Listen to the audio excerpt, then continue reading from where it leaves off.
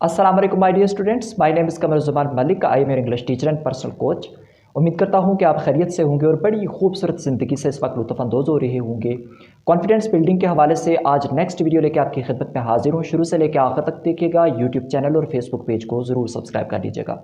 My dear students, आज आपके साथ में शेयर करूंगा कि रिस्क क्या होता है, इसकी किस्में क्या होती हैं और रिस्क को आप मैनेज कैसे कर सकते हैं। आप ज़िंदगी में तब तक कॉन्फिडेंट नहीं हो सकते, तब तक सक्सेसफुल नहीं हो सकते जब तक आप कंफर्ट जोन को नहीं छोड़ेंगे।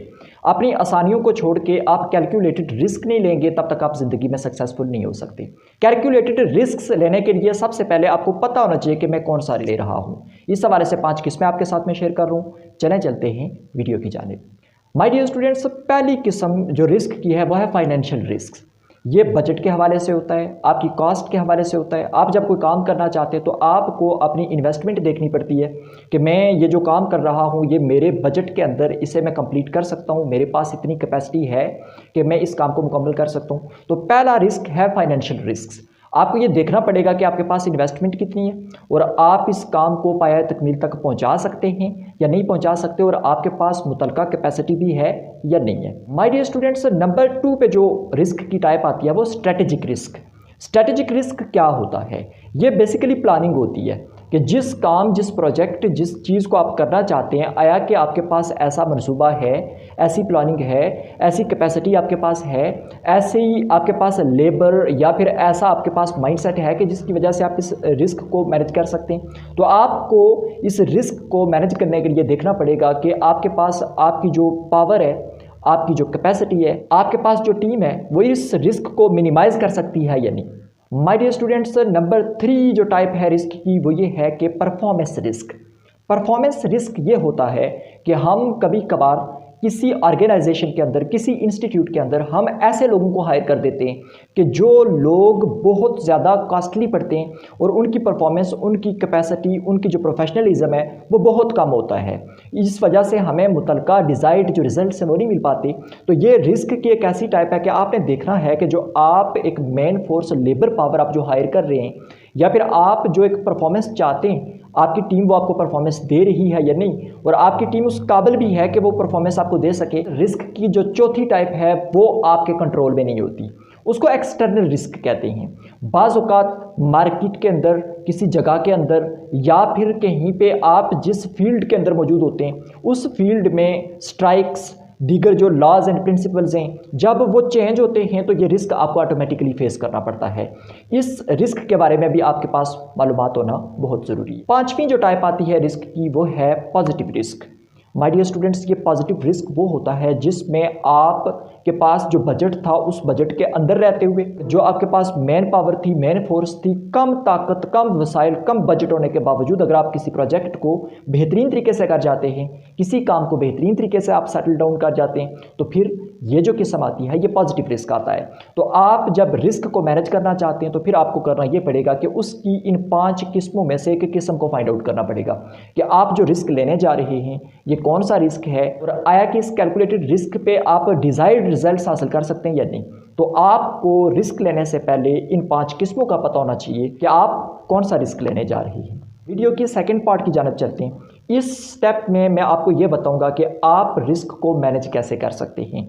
अभी तक आपने अगर वीडियो देखी तो आपको पता चल चुका होगा कि रिस्क की जो 5 किस्में हैं उनमें क्या क्या प्रॉब्लम्स आती हैं और उसको फेस कैसे किया जा सकता है। अब हम आते हैं रिस्क मैनेजमेंट की जानिब और देखते हैं कि रिस्क को कैसे मिनिमाइज कर सकते हैं। माय डियर स्टूडेंट्स, अगर आप कैलकुलेटेड रिस्क लेना चाहते हैं, लाइफ में कंफर्ट जोन से बाहर आना चाहते हैं, तो फिर आपको करना ये पड़ेगा कि उस रिस्क की टाइप को आइडेंटिफाई करना पड़ेगा। आपको ये पता होना चाहिए कि ये जो रिस्क है ये आया कि फाइनेंशियल रिस्क है, परफॉर्मेंस रिस्क है, स्ट्रेटेजिक रिस्क है, पॉजिटिव रिस्क है, या फिर ये कौन सी टाइप है। जब आप रिस्क की टाइप को फाइंड आउट कर देते हैं तो फिर आपके लिए बहुत आसानी होती है, आप उस रिस्क को भी आसानी आप उसे मिनिमाइज कर सकते हैं, उस पर काम करके उस पर कमी ला सकते हैं। रिस्क को मैनेज करते नंबर 2 पे जो स्टेप है वो ये है कि आपने देखना ये है कि जो रिस्क आप ले रहे हैं उसके इम्पैक्ट्स क्या पड़ते हैं।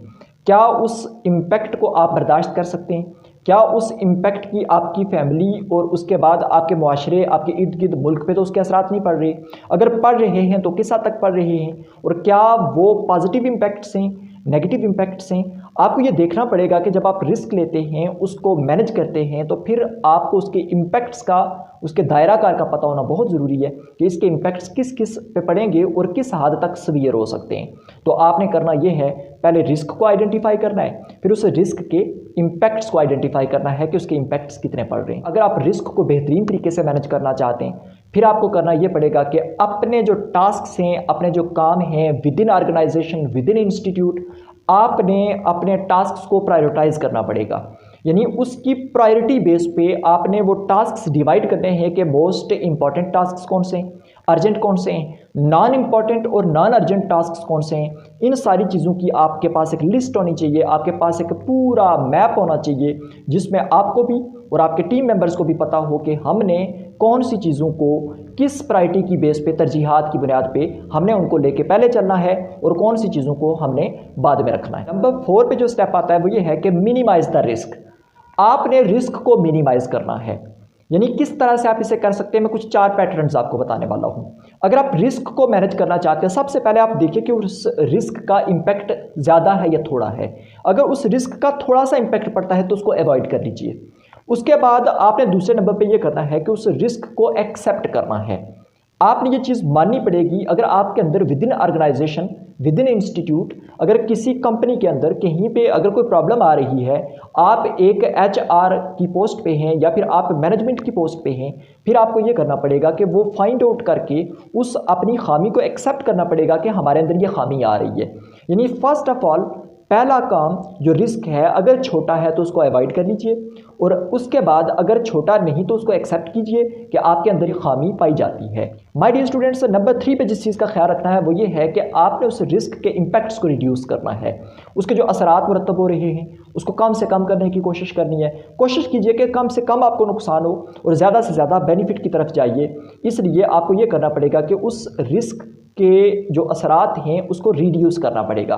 और अगर आप ये तीनों काम नहीं कर सकते, अगर आप उसको अवॉइड नहीं कर सकते, आप उसे एक्सेप्ट नहीं कर पा रहे हैं, आप उस रिस्क को रिड्यूस नहीं कर पा रहे, फिर एक काम कीजिए, खुद को आप ये जांचिए कि आप शायद उस रिस्क को हैंडल करने के काबिल नहीं है।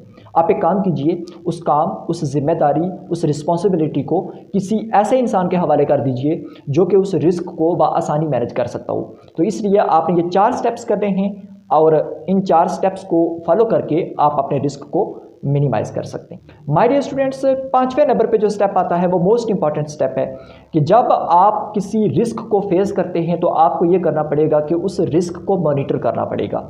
अपनी टीम मेंबर्स में से कुछ ऑथेंटिक मेंबर्स उस काम पे लगा लीजिए कि जो उस काम पे, उस टास्क पे नज़र रखें, और उसको ना सिर्फ उस पे नज़र रखें बल्कि ये करें कि उसको मिनिमाइज करने की कोशिश, और फिर उस पर एक ख़ास प्लानिंग बनाएं जिस प्लानिंग से उस रिस्क को रिड्यूस किया जा सके। माय डियर स्टूडेंट्स, ये थी आज की वीडियो। उम्मीद करता हूँ कि आपने शुरू से लेकर आखिर तक देखी होगी, और आपको अगर पसंद आई है तो आप अपने दोस्तों के साथ इसको शेयर कर दीजिएगा। इंशाल्लाह बहुत जल्द नेक्स्ट वीडियो के साथ आपकी खिदमत में फिर से हाजिर होता हूँ। तब तक इजाज़त दीजिएगा। अल्लाह हाफिज़।